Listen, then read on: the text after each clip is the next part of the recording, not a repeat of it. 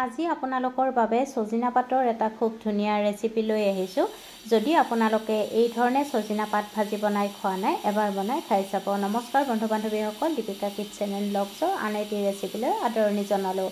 সজিনা পাতখিনি ভালদৰে কোমল অংশখিনি ছিঙি ল'ব আৰু পানীত ভালদৰে ধুই ল'ব লাগিব আৰু তাৰপিছত মিহি মিহিকৈ কাটি ল'ব লাগিব।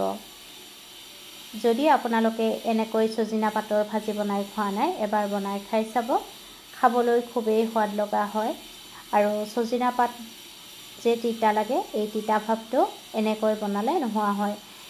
আনফালে পিঁয়াজ আৰু জলকীয়াও কাটি ল'ব। পেন এখন গৰম কৰি তাত সৰিয়হৰ তেল দি দিব আৰু তেলখিনি ভালদৰে গৰম হ'বলৈ দিব। এতিয়া কাটি লোৱা পিঁয়াজ আৰু জলকীয়াখিনি দি দিব আৰু দি অলপ সময় ভাজি ল'ব লাগিব।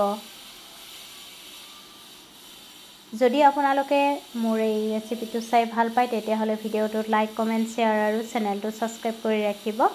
আৰু অলপ ভজাৰ পিছত সজিনা পাতখিনি দি সোৱাদমতে নিমখ আৰু হালধি গুড়ি দি ভালদৰে ভাজিব লাগিব।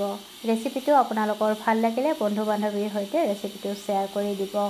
এতিয়া তাত 2টা কণী ভাঙি দি দিব আৰু কণীখিনি দি ভালদৰে মিহলাই লৰাই 5 মিনিটমান সময় ভাজিব লাগিব।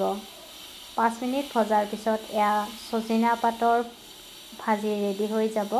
গেছৰ জুই নুমুৱাই গৰমে গৰমে আপোনালোকে এই ভাজিখন ভাত, ৰুটি নতুবা পৰঠাৰ লগত পৰিৱেশন কৰিব। ৰেচিপিটো ভাল লাগিলে ভিডিঅ'টোত লাইক কৰিব। আজিলৈ আহিলোঁ। ভিডিঅ'টো শেষলৈকে চোৱাৰ বাবে অশেষ ধন্যবাদ জনালোঁ।